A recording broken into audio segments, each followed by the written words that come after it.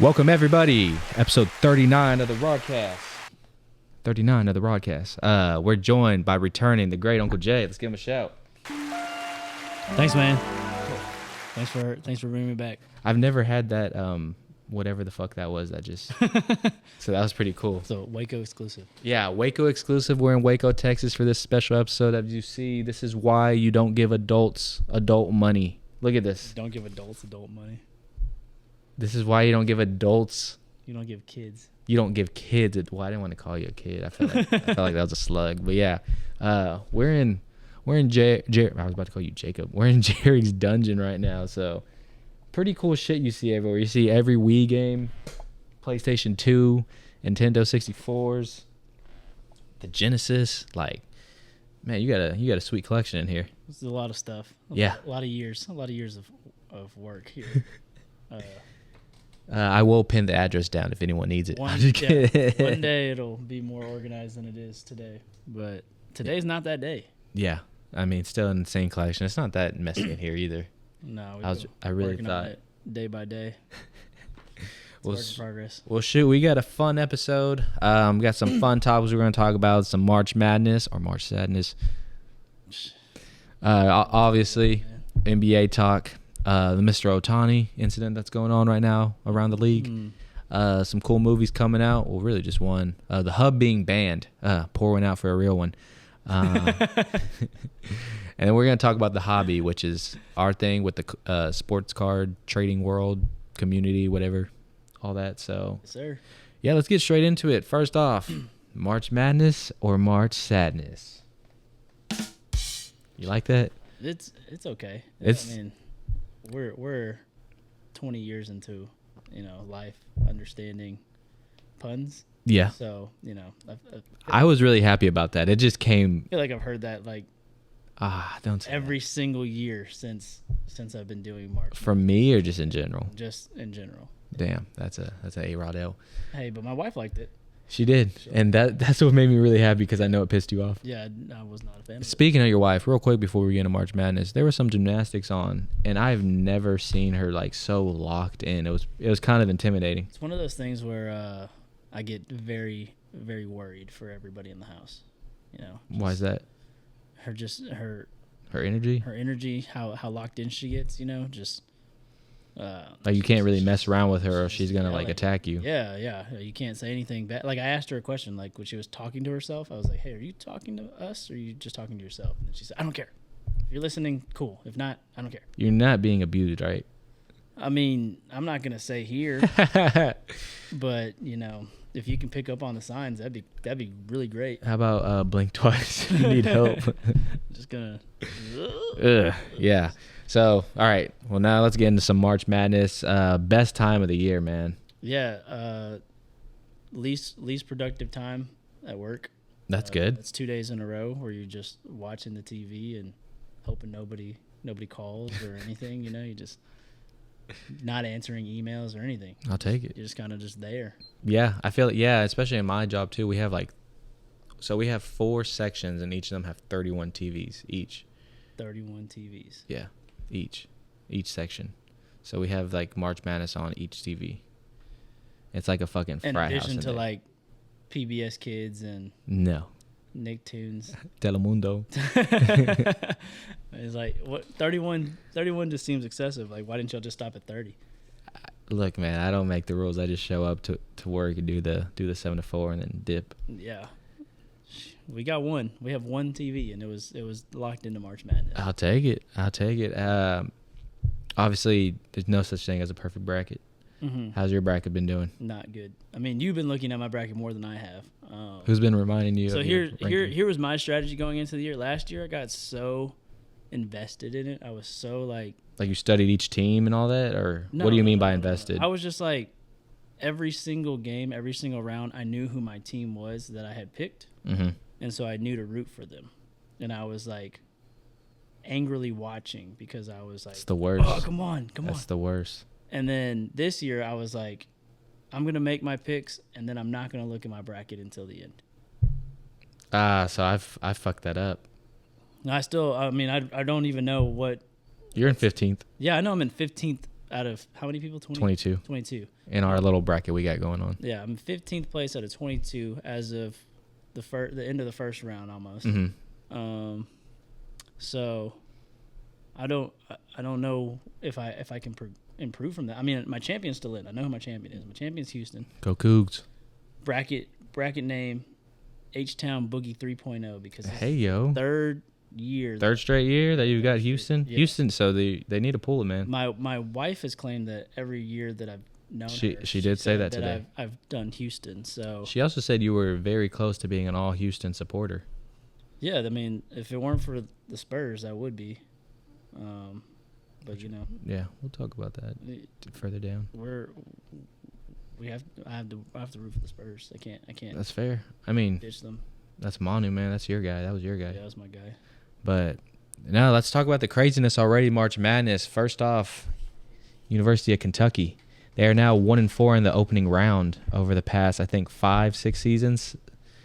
Do you think they're going to let Coach Cal go, or is he just like kind of invincible? I think with because obviously like college basketball is a little different than like college football. Yeah. Because of the one and done deal, like he's done really well with the one and done. John Wall, DeMarcus Cousins, just capitalizing and off of those guys. NIL came in and changed everything. Everybody's transferring. Mm-hmm. Everybody's transferring. So you would think that he would be able to still lead a successful team because they're not staying as long as they used to. Yeah. So it is a little interesting that he's not been able to succeed with NIL being as big of a game changer as it has been. Yeah. Considering that he's never really had guys stay for many years that he's done well with. So I think it may be time for a change. Ooh, hot take. But it's kind of tough when you've already had that success. It's like firing Saban or Belichick or Popovich even. Like you have guys that are winning that have proven they can do it. They've won in all circumstances. And then you're going through a little rough patch, but you have such high expectations because they've won before. They've done it before. So you're like, hey, why are you not winning anymore? Exactly. Yeah. I will say though that when you brought that up, the thing is, like, it seems like everyone has now been able to catch up with that one and done kind of thing that Coach Cal brought. So maybe that's why it's not working as much, because everyone can do it now with all these NIL deals and all that. And then when you just brought up Saban, I was literally listening to I forgot who I was listening to, but he was talking about how Saban was just like, bro, this is just not bro, but he was just like, it's just not the same anymore. Like, I have kids coming to me, walking to me saying, hey, am I going to get playing time this year? Or are you guys going to give me more money to stay? Or if not, I'm just going to go to fucking buttfuck. Yeah. Idaho or something like that. His wife had a big play in kind of getting him to realize that like the game's changed. They did it. They did it very much wholeheartedly for the sake of developing human beings. Human beings. And now it's about a check. And as she said it, she said to him, like, it's not about developing. They don't want to be developed anymore. Yeah. They're not coming and they're not choosing Alabama to be developed. They're choosing Alabama because the name, the brand. They think Alabama's going to give them the bigger check or whatever. And that's tough to hear. It's sad to hear because Saban, it sounds like Saban still has the heart for it. He still has the desire to do it. Exactly. But now he's thinking that he needs to go elsewhere to be able to do what he loves to do. You think NIL is ruining the game then? Like, at first everyone was hyped. Like, I'm still hyped about it. Like, the kids deserve to be paid and all that. But now if it's bringing this type of, how would I say it? This type of impact. I'm still thinking about the question you asked me. Ruining the game is a tough thing to say. I still think the game is extremely entertaining. What I think it's doing is just handcuffing your coaches. It's making it very difficult. I mean, obviously, like, I follow UTSA. Go Roadrunners, UTSA alumni. They had a guy this season who won Defensive Player of the Year. Oh, he's going to Texas, right? And he transferred to UT. Yeah. So there's nothing that UTSA really could have done to keep him, I get it, yeah. compared to UT. So they've had guys transfer out of the program and not have success. They had a guy that transferred to Ole Miss last season and didn't get any playing time in his senior season. And, he could have had way more success if he just stayed at UTSA. And so it's tough. I could understand Nick Saban's point or any head coach's point of it and being like, this just isn't what it used to. It's not. It's just like, where's the loyalty? There is none. But that's the thing is that it's a business. There's never been loyalty on the coach's side of it either. And now that's fair. And now the players have caught up to it. And so now they can take control. You have coaches and you have players that can both just leave at any time that they want. And these colleges are going to pay for it on both ends. If they want that new coach, I mean, you just saw what happened with Jimbo Fisher. Yeah. They paid him a bunch of money to just never come to work again. Still insane how much. Can you imagine? Yeah. That would be your job saying you're just not the guy. We're going to pay you for the next so many years to just never come here again. That would be the only way I'd want to get fired. That's like the most awesome way of getting fired. Yeah. But also it's kind of like, it's like, damn, do I suck that much? You hate me that much? Yeah, you exactly. Pay me to stay away, like, so it's kind of ridiculous. I mean, college sports in general were slipping a lot for many different things over the years, and we just never got a grip of it. So now, now we create this program to make it kind of level the playing field for the players. Yeah, and obviously it got way out of hand. I mean, as far as what players could do. Technically, you're not allowed to get paid to play. You're only allowed to get paid to be sponsored. Yeah.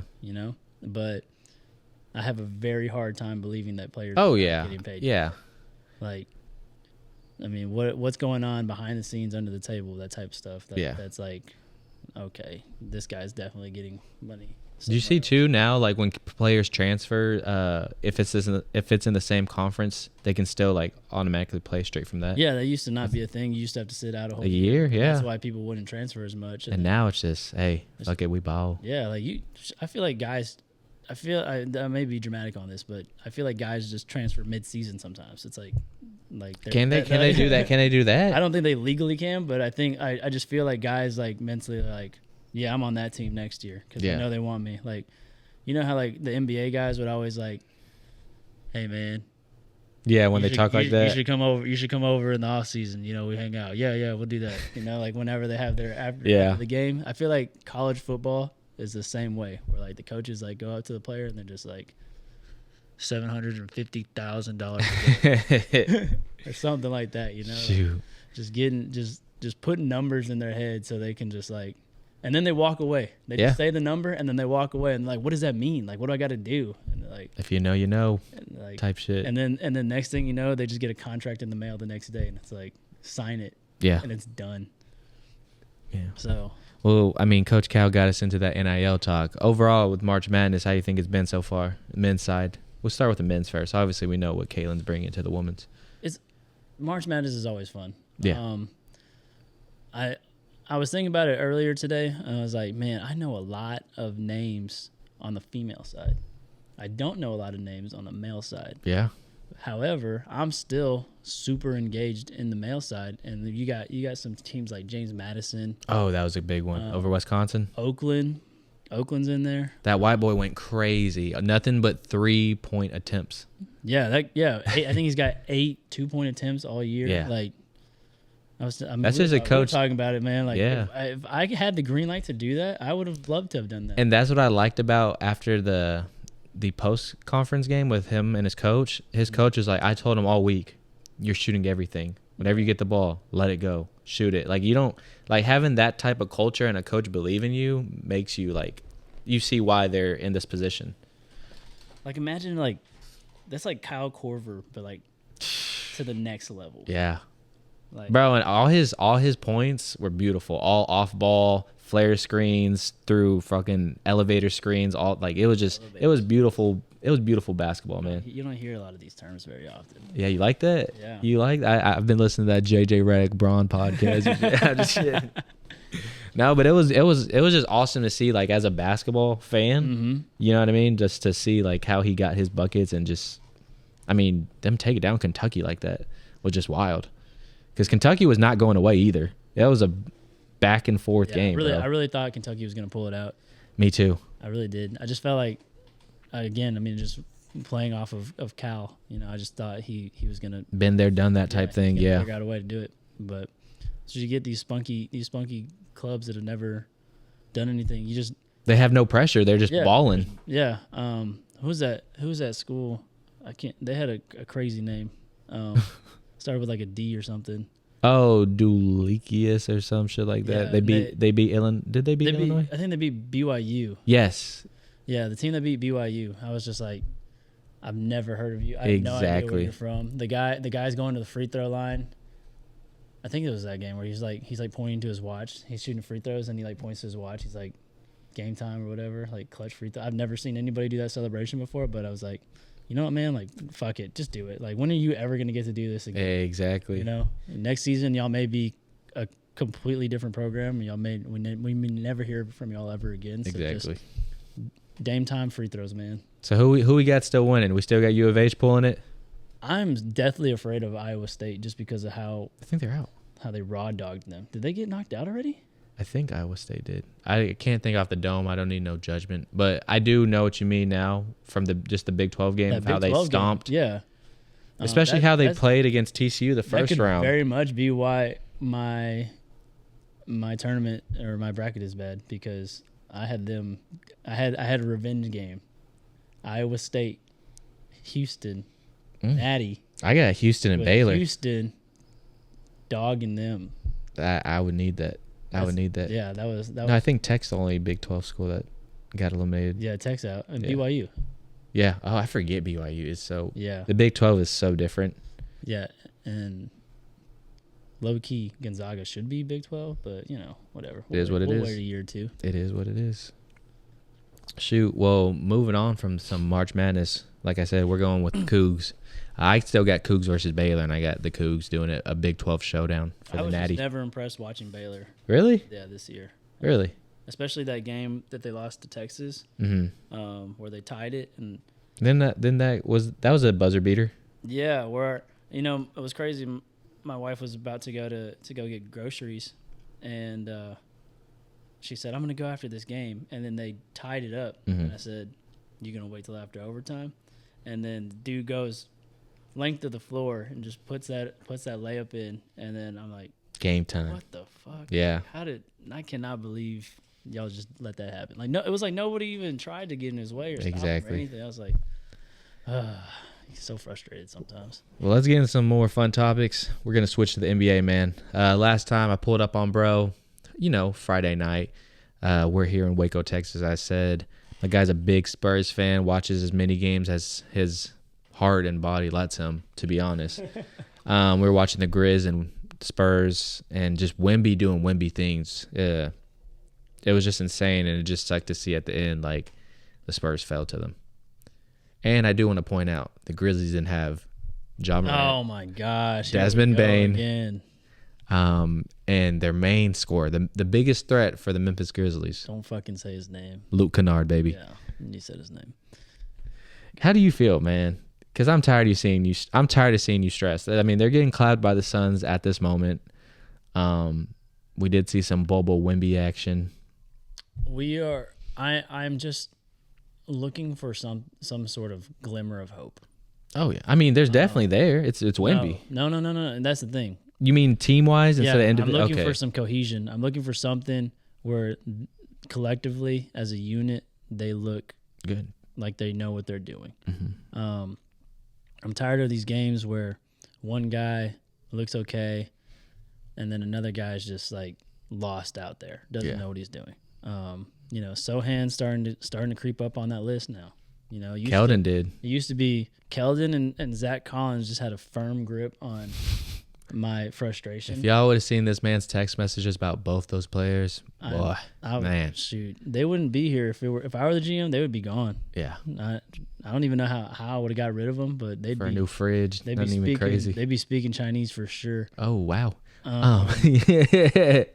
And then, now Sohan's starting to get up there too, because some of these things you're just like, man, that's kind of a bonehead. Like these passes last night it was the passes, and Wemby was getting involved in it too, and I was like, yeah, it just felt like they're bringing him down. Opposite side passes, just the stupid long passes, just not. I mean, with like nothing, everyone like in the NBA, on them. yeah, everyone in the NBA is 6'7+, and you think that, yeah, it's stuff you see in March Madness. It's not stuff you see at the NBA level. Yeah, and I'm tired of hearing like they're a young group. Like, no, dude, like you should have learned that already. Yeah, especially Trey came from Duke. Like just some of these colleges, like they came from, like it's not like they were low level tier. Florida State, Devin Vassell. But I mean, Wemby was like, I don't even need college. Yeah, but got the bag. He's starting to approach, and I'm scared to say this. Oh no.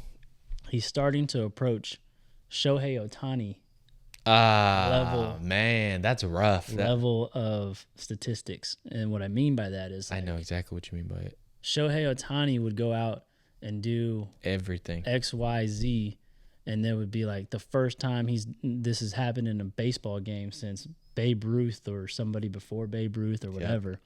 And you're like, damn, that's awesome. And then you see the score 10-3. They got dicked. Exactly. And you're like, how? Exactly.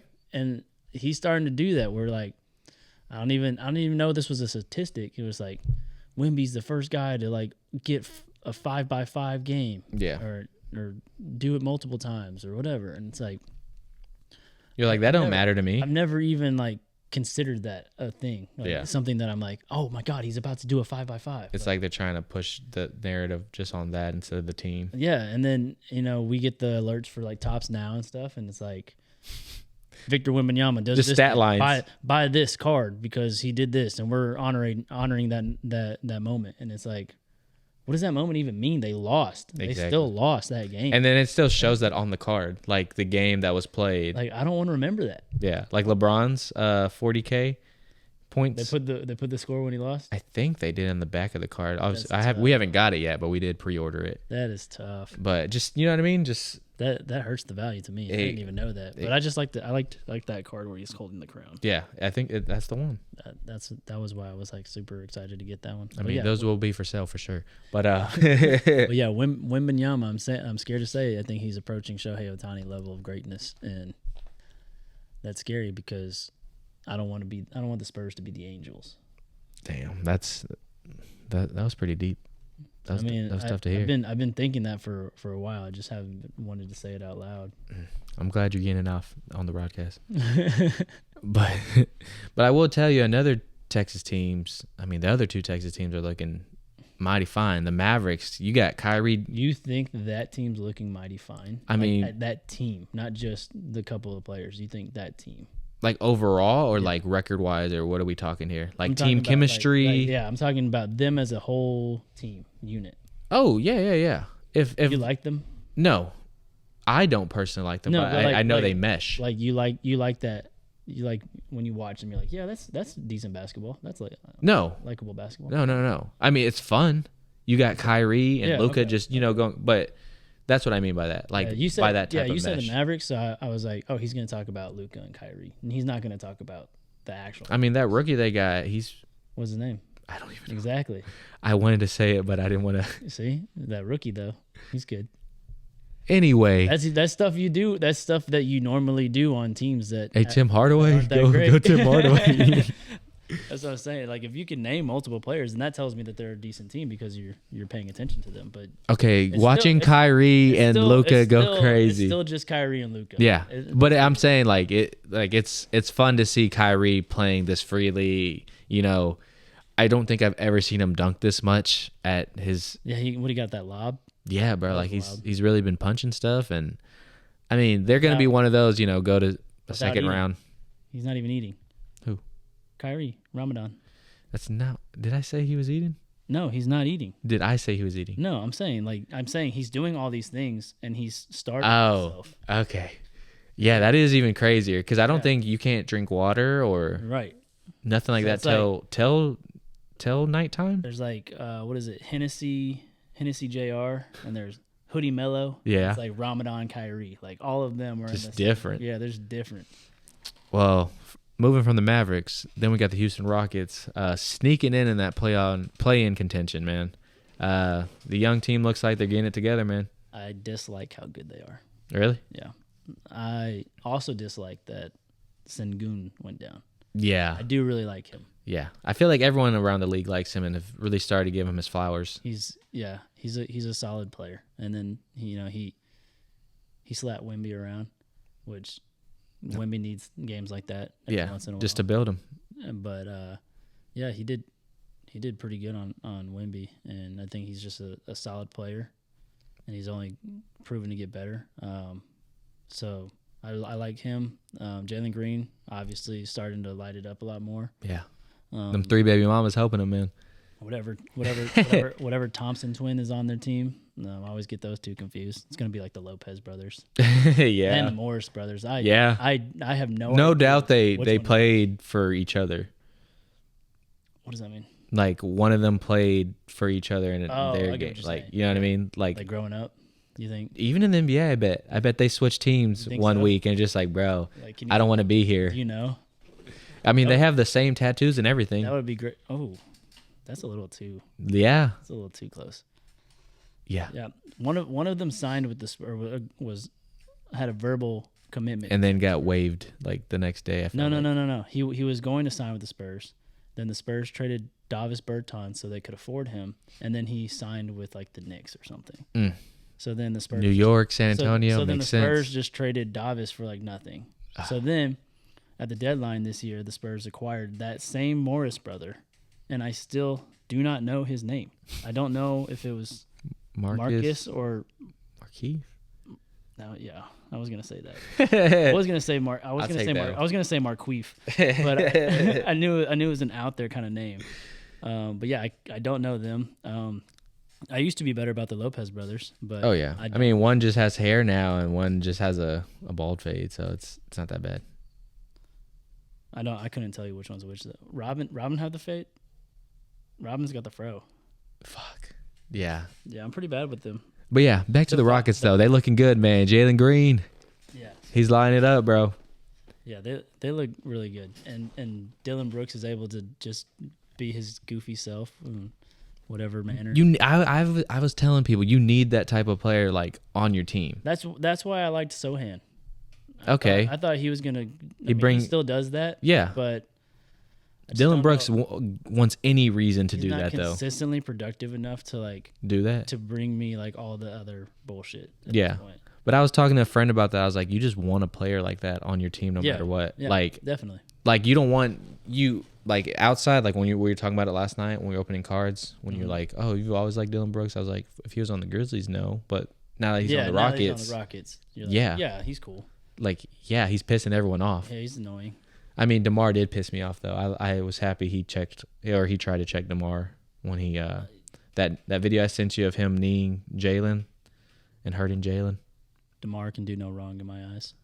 Oh fuck. The more you say it, the less I like it. That's current Michael Jordan. Speaking of Michael Jordan, let's talk about his son, man, Anthony Edwards. Oh, Pippen. Huh? Oh, we saw him balling last night too, low key. God damn it, yeah, he was. Oh man, but yeah, Ant-Man, bro. I said last episode, I think he's like my favorite new young and up and coming player. Yeah, he's electric. Both like in his personality, yes, and how he plays. I mean, he's a funny guy. He really is. What were you saying about Mike was saying about him? Oh yeah, Chris Broussard claims that he asked Michael Jordan himself about people comparing Anthony Edwards to him or like having similar play styles, and that Michael Jordan himself was like, yeah, I can see the similarities between he and myself, and so that's pretty high praise. Yeah, I was gonna say, I don't feel like he says that about anybody. He doesn't give anyone flowers. I don't really know if he's ever said that ever. So I mean, I know he's given it to Kobe, but yeah, I mean, I would have to look for. I don't know. That's just the thing is I don't think I've ever heard him say that or even talk about other players. He's got to have him on a parlay or something. You know his gambling addiction, bro. Come on, man. Yeah, gambling's gotten out of hand for everybody. Oh, there we go. Now we'll go on to that topic, man. Mr. Ohtani. This is a scary situation, I should say. Yeah. Scenario situation. Well, first give the people the rundown of what happened. Yeah, I was there, man. I saw the whole thing. He's actually the bookie. So yeah, he's got his interpreter. Who's a great guy, by the way. I've met him twice. So first things first is Ohtani has language in his contract that says if his interpreter is fired, he has the ability to opt out of his contract. Damn. Which is a 10-year deal. So at this, allegedly, he is eligible to opt out of his deal already. Wow. Season hadn't even started. Exactly. Secondly, his interpreter had $4.5 million of debt on bets. Yes. So did they show it was all baseball or? That's what they're trying to figure out what the betting was on. I've seen certain sites say that there wasn't like a lot of bets on baseball. But you know, nobody really knows unless they're talking to that specific bookie. Yeah. You know, I've even seen people go as far as to say that there were bets on baseball and that Shohei had knowledge and was like he rigged some games. He performed poorly in those games. Ooh, so, I mean, that's gonna hurt him. If you go down any direction on Twitter, you can find people that are convinced that it's this, that, or the other. But yeah, essentially, he bet so far, like down the hole, that he stole money from Ohtani to pay his debt off. Yeah. I think the initial story was that Ohtani paid the money himself, but then realized that even that's illegal to do because the gambling is illegal. So that's $4.5 million that are untaxed. It's like money laundering type things. So the government, the IRS can't track that. Like that's scary. Income. Yeah. So that's why it's big. So yeah, then you're looking at like tax evasion type level of stuff. That's prison. On top of the illegal gambling. So, that's prison talk. Yeah. I mean, it's that's why it's kind of gotten like to a big deal because it's like then the third option is, so it's either the bookie did it himself, got himself into a hole, or not the interpreter, and then Shohei paid him off, or he stole it, or the third option is Ohtani's just using this guy so he can make his bets. That would definitely hurt him. And then depending on what he's betting on, it could increase the severity of. And the MLB would kick him out. You think so? If he's betting on baseball, yeah, and with him being the biggest star in the game, like yes, obviously he's in got the world. He just got the highest contract ever, total value. So, I mean... Angel fans are like, this is why we're really losing, guys. Yeah, he had a fucking parlay against us. But, yeah, I mean, it's just... It's a wild story. I mean, we're going to see what happens. Like, they're going to get the evidence in court. And yeah, the MLB has opened up their case, and they're going to start investigating. And I don't even know what I want to happen. Like, I don't see. You don't want to lose Ohtani. You don't. And yeah, I don't want to. He's great for the game. I don't want to see anything bad happen, but at the same time, I don't see anything good coming from this. Yeah. Like, I don't know how you can spin this into like a positive. Like, even if it was just his guy, even him like just paying the 4.5 to like help his guy, help his friend out. Like that's even kind of a shitty situation. So.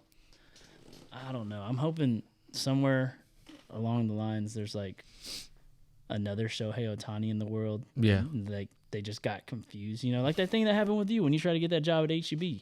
Oh, yeah. We could talk about that, but I do want to say fuck the Dodgers though, regardless. Yeah, I mean, so respectfully, if he does, like, if Shohei Ohtani was able to like keep his contract and get suspended, I would be okay with that because that hurts the Dodgers, but at the same time, that hurts baseball. Exactly. So it's a tough scenario. It was definitely tough. It's like if Braun was gambling on himself. I mean, I wouldn't put it past him. Ooh. Hot take. Yeah, that identity theft shit, man, not fun. It wasn't identity theft. You just have a really basic name. You saying every Mexican named Aaron Rodriguez is the same? I'm not saying y'all. You know how many you have at work? How many? What? 3. You have 3 Aaron Rodriguez just at your work. One of them has 1 A in his name. Oh, like the Pokemon. Like A-Ron. Tight reference. Yeah, one time it hurt me a lot, man. I actually had to go with Jarek's mother, my grandmother, Grandma Juju. Shout out Grandma Juju. I was trying to get jobs at a high school or like in high school still. I would kill the interviews. Like literally I had an interview at HEB, pulled up in a wife beater tank top. Yeah, I was going to say there's no way high school Aaron killed an interview. Oh, he killed it. Let me tell y'all. Wife beater, tank top, whatever y'all want to call it, some basketball shorts and some slides. I pull up to HEB, kill the interview. They're like the bandana and the No, not the bandana and stuff, but say, hey, what's up? what's up, fool? No, but I did the questionnaire, did the tour, all that, and then they ask you in front of everyone. They're like, now tell us why you want to work at HEB. Your boy killed it. You just said here everything's better. Here everything's better, baby. And they're like, oh shit, we're running with that. I swear, everyone, like all the higher up people in their nice suits and shit, were just laughing. I shook hands, great, nice, firm handshakes. I gave the whole 9, bro. I gave the whole 9. I was like they told me, because I actually knew the person who got me the interview. Like, I think he was like a manager, and he was like, oh yeah, you killed it, bro. We'll see you next week. I said, oh yeah. And then he texted me. He's like, hey, bro, you didn't tell me about these charges you got on you. I was like, what are you talking about, brother? I am a man of God.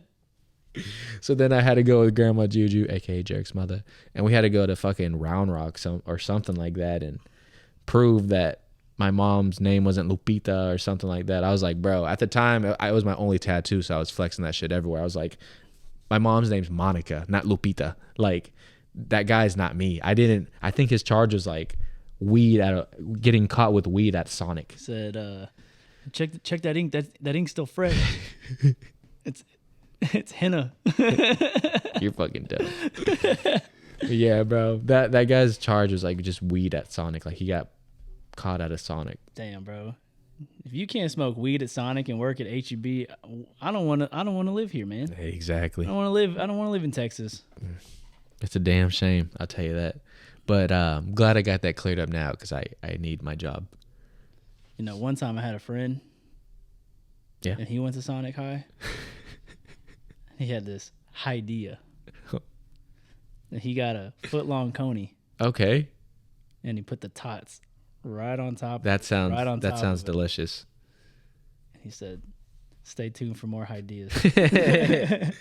And I've eaten my coney from Sonic every single time that same way. That sounds delicious now. I kind of want a coney now. Fuck. Yeah, we can go after the show. I mean, I think they're closed at that time. It's only like 9:30. Oh, yeah, it's a little bad. Yeah, that's a little. But, man, I got another sad topic, man. The Hub's getting canceled. They're taking the Hub off out of Texas, man. They're banning it. In the arms of an angel. No comment. We'll just pour one out. Virtual pour one out for them. No. We all find out different ways. A lot of arthritis was built up from that website. Let's just say that. Ironically, I thought it was a joke. But it's not. I thought it was a joke at first. It's not. You know how I know it wasn't a joke? Because I found out before I found it on like the internet, like on on the news, like on Twitter and stuff. I found out like from trying to access. And I was like, "What the fuck's going on here?" You're like, my account's blocked. So I'm like, God dang, gotta go to the old archives, And so then I get back on Twitter after I'm done. I'm like, what the fuck? That's real? Like, I would never get to, you just. Was it just us? Apparently so. I mean, Texas seems to be the big one. Like, I don't know who else is involved in it. I don't read that shit. Yeah, you're just mad that it just wasn't like, uploading. I thought it was like a early April Fool's joke type thing or something. I'm like, Brother, we're in March. I'm just like looking. I'm like, that's real. Like, it's never coming back. It just makes you think like, like when people lose like a loved one, and they're like, I just wanted one more time, one more day with that person. Damn, I felt that. I will say, I'm in some circumstances right now, so anytime I miss like jail calls or something, I feel like shit. I'm just like, damn, what if that's my last time talking to bro or something like that? You talking about your dad? I'm just talking in general. Oh, okay. In general like talk. You got like multiple people in jail. Yeah. Hey, free the guys, man. Or keep them, free them. I don't know. Just help them, man. All he was doing was smoking at Sonic, man. Oh, fuck that. You're funny as shit. I do want to talk about the main reason why I made this trip to Waco with my guy, Jarek. Obviously, you guys know he's my business partner. Our sports cards, just trading cards. It's been solid. I feel like we've been way more consistent than we've been over the past, 3-4 years. Yeah, we're making more of a specific effort, I would say. Yeah, definitely. More of a game plan, more of a strategy towards what we're trying to do instead of just, I like that. That's shiny. And just keeping it. Yeah. And not making money out of it. But yeah. That's the thing, too, with the sports car community. We'll get into this. It's been a fun ride. We've met some cool people. Don't get me wrong. It is terrifying at the same time. If you fuck up, then they let you have it. They let you have it, man. Yeah, there's a lot of old veterans that are ready to just shit on you. Yeah, just for lack of better terms. Yeah, but it's been crazy, bro. Like I said, we've definitely been. Because don't get me wrong, I don't want people to see. Because I know people bitch about this all the time with the hobby. Is like, oh, you just flip shit to make your profit, blah blah blah. I was like, we do that, yeah, but most of the time too, it's to get PC stuff. Yeah, I mean, there's a balance between it. Of course, you want to make the money. Mm-hmm. Yeah, you want to get the hot players, make money to get players that you like or you PC. And most of the time, I feel like our stuff is like Hall of Famers or just people like that. I've noticed recently that getting these new guys their cards like Stroud, for instance. Stroud was like going crazy. Oh, insane! His numbers were high. Getting his cards, I felt like since they were more expensive, I thought I would be like way up here, like my excitement level when I got them. And then the other day, like you saw that Dwayne Wade, that mosaic Dwayne Wade that I got, where he's got with the NBA championship trophies and stuff, and I'm like, it was like a $2 card. Yeah, it just don't make sense, especially that variant. But looking at that, that card made me maybe a little bit more happy than the Strouds. Really? Yeah. I just thought that card was cool. The only thing I normally don't like with these modern day cards, I know we've had this conversation before, but it's like, we love CJ Stroud. He's our quarterback. Mm-hmm. But I hate when I see his value compared to Hall of Famers values. Mm-hmm. Like how he triples that number, value wise, right, compared to players who have already done and. Yeah. But then again, it comes with the card, the hype and the potential, the market, the variation, all that.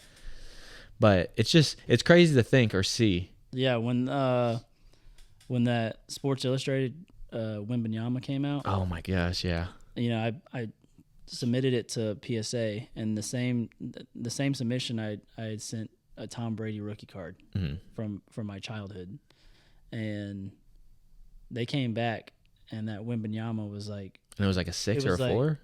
What was the grade you got on it? I think it was a 6. And the Tom Brady was a 7.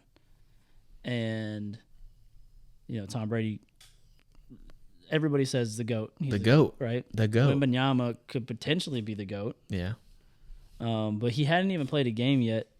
Yeah, that was That was in his overseas. Yeah, it was uniform. Right before he was, he had already been drafted. He'd played in the summer league.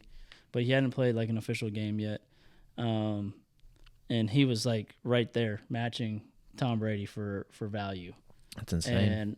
And I was showing my wife, I was like, this card and this card, they shouldn't even be in the same bracket area. Yeah. This card came from a children's magazine. I folded it and ripped it out of the magazine. Yeah. Like this one, I actually like made a purchase. I like went out of my way to get that specific card. Yeah. And I've held on to it for all these years. And I just go to my local fucking library and find the Wembanyama. And like, look at me, $250 richer. Because, yeah, and you know, like it's just insane. Because I also saw, I watched this one guy on YouTube, and he was showing modern day cards sells like easy, you know, nothing crazy. But he's like, it sucks because I have so many Michael Jordan cards. Like, no one wants to buy Michael Jordan, and it's like, why? Like, he's like, it doesn't make me as mad because it's Michael Jordan, and they're cool ass inserts in general. But just like, it's such a pain in the ass to sell Michael Jordan. Yeah, I could see that.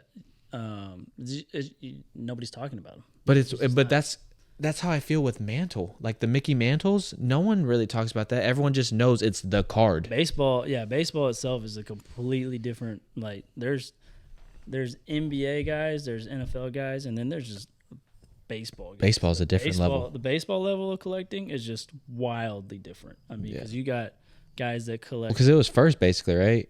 Yeah, I mean, you got guys that only collect like the minor league cards or the Bowman first, or like, you know, I mean, there's just like a whole like discussion about what's the rookie card. Yeah.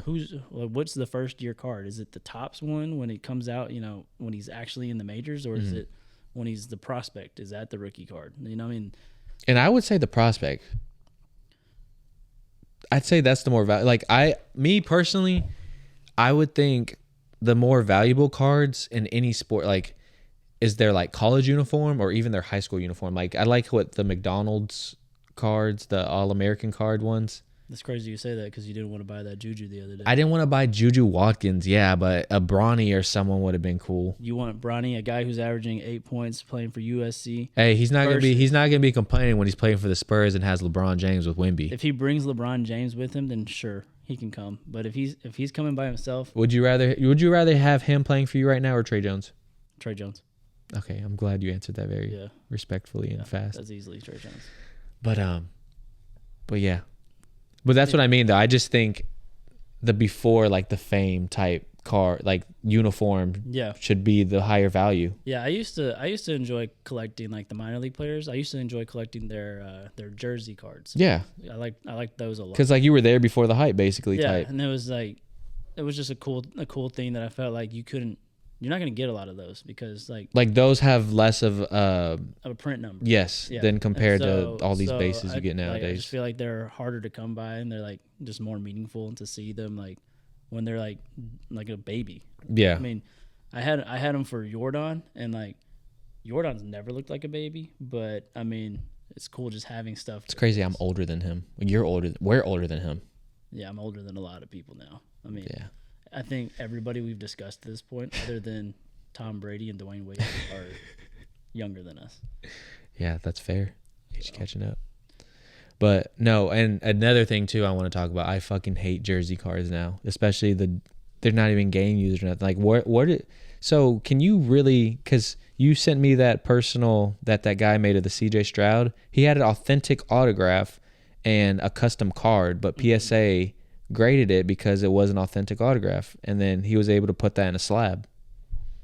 I think both cards were originally like authentic. Yeah. And I think he just took the customized sticker. them. He just took the sticker off of one because it was a sticker auto. So I think he just took the sticker off of one and applied it to. That's insane. I think it was the patch, the shield. I think it was a shield. Damn. Patch. And he just took the sticker off and applied it to that because he was never going to sign that company's cards. Oh, with Panini? Yeah. That makes sense. So I think it was a Panini card. He took was it Topps? Yeah. He took the Topps sticker off of and then applied it to the Panini. And then it was a custom card. Yeah. But both cards originally were. But they're still slabbed up. And then he got it slabbed authentic because it was still authentic. Way to finesse the system, to be honest. I'm a huge fan of that. Really? Yeah. I mean, we've seen so many like fans of the hobby do way better for the hobby when it comes to like cards, creating things. Yeah. Yes, especially with like I wish you knew this guy off the dome. You always send me his stuff. He makes like on Instagram. Yeah. I wish we could shout him out, but we don't know who it I is. think it's LJ Customs or something. Something like that. He just badass cards, bro. Like, yeah. It's like, come on. He takes like 3 or 4 cards, cuts them up. It's funny when you see the cards that he cuts up, and it's like a gold. Yes. It's like a gold. All the comments are like, bro, what? It's like a gold trade. It's like a gold Trey Jones, and he cuts it up, and it's like it means nothing to majority of the card world, but that one Spurs fan. That one Spurs fan that's just like, he just threw Trey Jones in there out of 10 to create this like.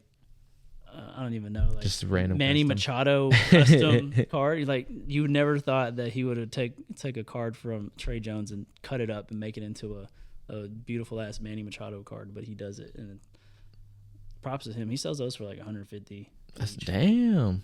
You think he makes a good business? I mean, he's doing it, so I would assume so. I would hope so. 150. I've gone on his website and I've tried to because everything's one of one. It's customs. Yeah.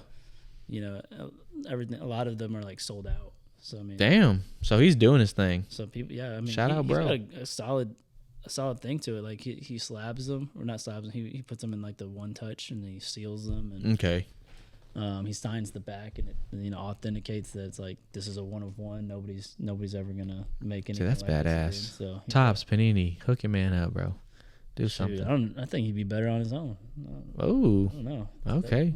He may get limited on what he's able to do if he goes to Tops or Panini. Now let's kind of a tough subject for me, sad subject for me, just because it makes my pockets look a little empty. These kids in the hobby, bro. I mean, it's awesome to see, but it's just like, oh my god, at the same time. Like some of the money cards that you got some kids 12 to 14 really making 6 figures off these cards, bro. Like that one day I came over here, we went to Bankston's, bro. This man got so pressed over a little kid because he bought so much hobby, and I think it was like baseball, mystery baseball signed. Yeah. And the kid opens it, pulls it out, and what was it? Was it Barry? Okay. Was it Barry? Yeah, but it was he was getting the cards for his friend. His dad was there.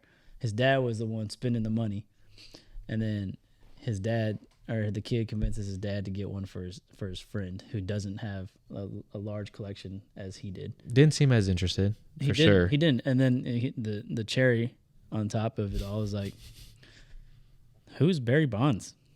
I swear, your face, your demeanor, this is a Barry Bonds like relic. It was like some sort of a like a jersey or a bat, something like that. Slabbed up. So, who's Barry Bonds? And everybody just starts laughing because there's a bunch of old heads in the shop. The greatest home run hitter to ever play the game. It's like, yeah, the juice is loose, baby. You dingus, you don't deserve the card, man. Go open some common packs, like some today's pack. Yeah, but no, it's just crazy to see like how much money these kids have in this hobby now. It's good and bad, for sure. Like there's always gonna be pros and cons to this. Yeah, I mean, we're fathers now, so we hope to get our children into the hobby, maybe. But the most important thing I would think is just to like understand business and how to negotiate. Yeah, but it's scary seeing these 12-year-olds do it. Yeah, I mean, they can do it at 12 years old, and that sets them up really well. Oh yeah. My thought is always their parents set them up really well to be able to acquire these cards and then make these deals. I don't think that they were just like, I made enough money to get a $20,000, $12,000 card. I mean, think of the kid who sold his Mac Jones for $100,000. Yeah, and that kid pulled it. So yeah. He was like, shoot, life-changing money, I'm gonna do it. And he probably just, who knows what he did with it? Who cares what he did with it, right? I mean, he's looking good now. Yeah, especially how Mac Jones took a turn. Yeah, I mean, anybody could have seen that coming.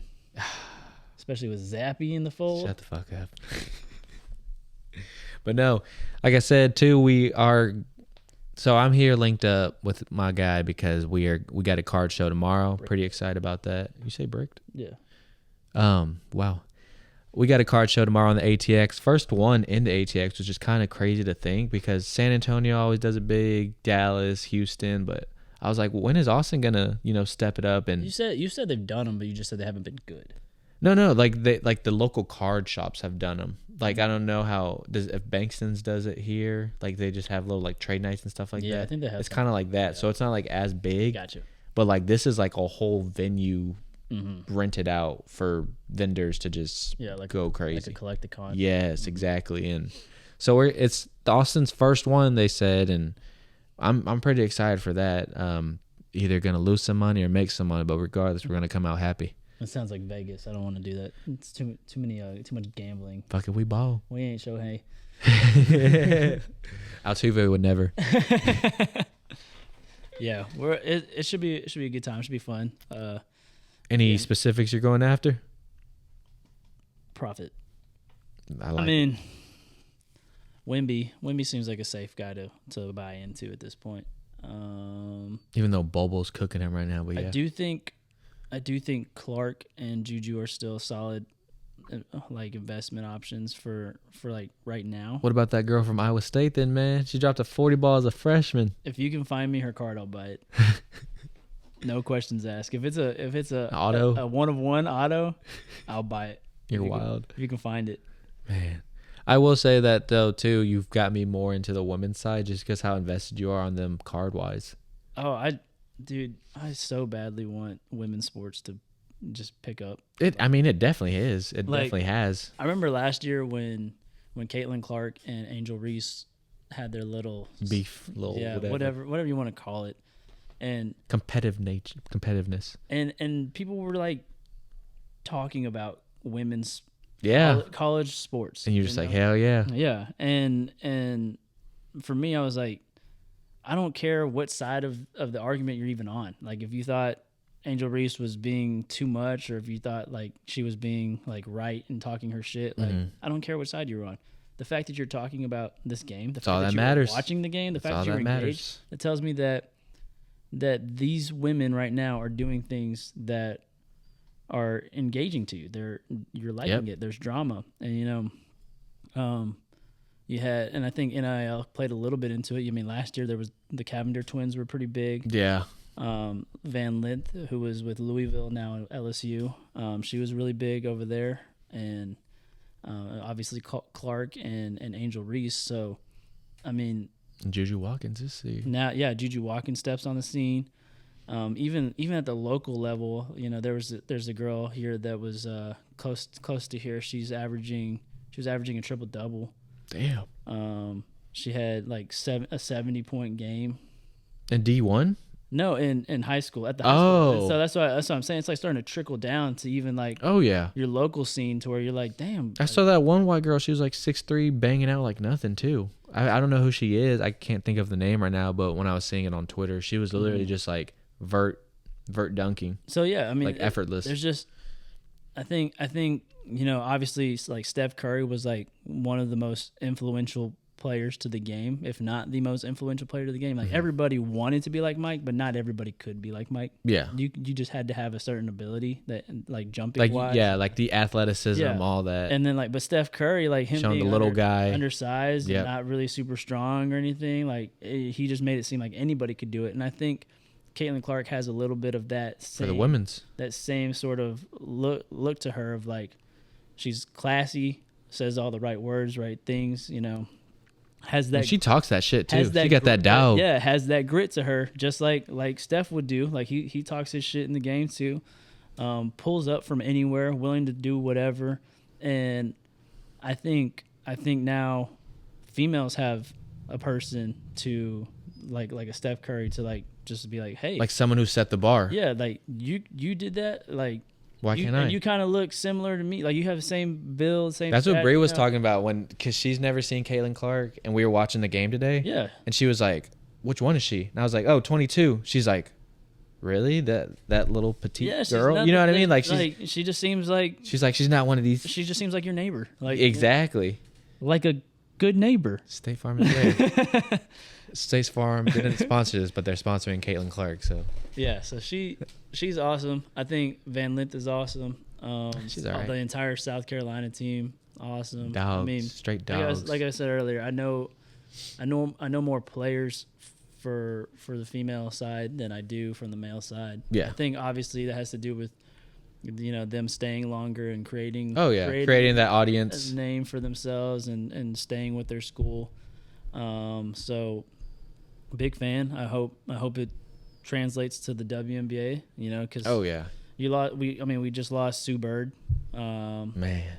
Diana Taurasi's getting there. She's getting there, but she's still balling like she's not getting there. Yeah, she's. I don't know if she's ever going to leave, but you have to assume that one day time's going to get her. So you're starting to lose some of those goats, those pioneers, those big names, and it's time to start replacing. You got Sabrina, you got Kelsey, you got Asia. So the league seems to be in better hands than it's ever been. Oh yeah, and there's more for that next new generation. Yeah, there's more notoriety, there's more attention being put on them, and it's just time for. Honestly, it's really time for a San Antonio and a Houston team. It's time for other women to start noticing. But a San Antonio and a Houston team too, right? Bring back the Comets. San Antonio already had a team. Houston already had a team, and that's the thing. Exactly, bring them back. You're gonna have to do something as a league to where you're generating that interest in to expand, to be able to expand it. Oh yeah. I mean, let's get on board. Let's get on for the ladies. How many games would you go and see if there was a women's team in Austin? In Austin? Yeah. Not a lot. See? That's where you got to change. I mean, if is Kelsey Plum on the team? Probably not, because she plays in Las Vegas. Let's say Las Vegas goes back to Texas. Nah, I don't think that's happening. They got. If Caitlin Clark, yeah. Yeah. I mean, well, it's like saying if Wembanyama's on my team, yeah, I'll go. But it's still going to go. You gotta be able to support all of these people. That's fair. So that's fair. You spending some deep shit today. You're gonna spend some money on the Texans, regardless if they're ass or not. That's true. Because we did it. We sure did. Shout out Davis Mills, man. We love you. Yeah, he's not ass, man. He's a solid guy, solid dude. He just doesn't sling the ball as well as Stroud does. Yeah, I miss football season already, man. Oh man, I'm excited for this college football season. Yeah, the playoffs start now, right? Mm-hmm. Like was it 14 teams? 12. 12? Yeah. That's gonna be nice. They're gonna adjust it to 14. I can't believe UTSA is gonna win a fucking natty. Don't even start. You're gonna have me tearing up right here. Like, I fucking knew it, bro. That'd be crazy. We spoke that into existence. I just want to see them in the playoff. Yeah. Before especially before A&M. Just because, A&M's just done so much and spent so much money, and they've had like all this hype and desire, and they just like always get like dicked around in the SEC. Yeah. And if UTSA could just sneak in, just beating all these dog shit teams in their conference, yeah, make it to the playoffs, I'd be like. I mean, it's basically them in Western Kentucky every time. Western Kentucky's no longer in their conference. Oh wow, they move up or? UTSA moved up, and Western Kentucky not. Just stayed? Yeah. So, yeah, UTSA would basically have to go against Tulane, who just lost their head coach. Ooh. He went to Houston. Hey, yeah. The older? Mm-hmm. Yeah. Mm-hmm. I don't know how I feel about him. But and then who else was good last year? SMU, who moved to the Big 12. Mm. So, it's like doors wide open. Yeah. Although we got a new quarterback, we don't know who that's going to be. Yeah, didn't you have that one quarterback with the funny last name? Wasn't like Berger or something? Mattenberger. Yeah. Or Mettenberger. Yeah. Good stuff. He's all right. But shoot, yeah, that kind of wraps up the episode. Okay. Of it, unless you had something else on the dome. No. No? I did, yeah. Yeah, that was pretty solid. I mean, you spit for the women. Yeah. Shit. I love women. Always have, always will. Shoot, I do want to say the Rodcast, your guy has been stepping up on scheduling. So again, if you want to get on this or shits and giggles, just message your guy, man, because I've been doing way better at planning out dates and scheduling guests to be on. So these next couple of guests that we have on, pretty excited for. We may have a big special guest before or after WrestleMania that you guys will be super hyped for. So I'm excited for that. Not gonna say any secrets or not gonna tell the secret. Am I gonna have to like talk to Bree about getting on here? No. You're good, bro. Like there's some people like no offense, he's family. Yeah, so you know what I mean. I got like the fast pass. Like Oh yeah. Okay, cool. Yeah. Yeah. White privilege. It's awesome. You're Mexican. His last name's Zepeda. Yeah. You marry white though. They give you it's like a Costco membership. Anyway, yeah, man. Super excited what the broadcast got coming these next couple weeks. So, wish your boys luck at this ATX card show. I'll probably make a little, not a vlog, but just show like what we pick up. Oh yeah, we're bringing the GoPro. Oh fuck yeah, he did get a GoPro. Yeah. So, but yeah, guys. I hope you guys enjoy this episode 39. It's been a fucking journey so far, man. I can't wait to keep it going. So. Thank you guys again. Episode 39 of the broadcast. We'll be back at it like a crack addict. And thank you, Mr. Jarek, as always. Yes, sir. Yes, sir. Thanks for having me, man. Hell yeah.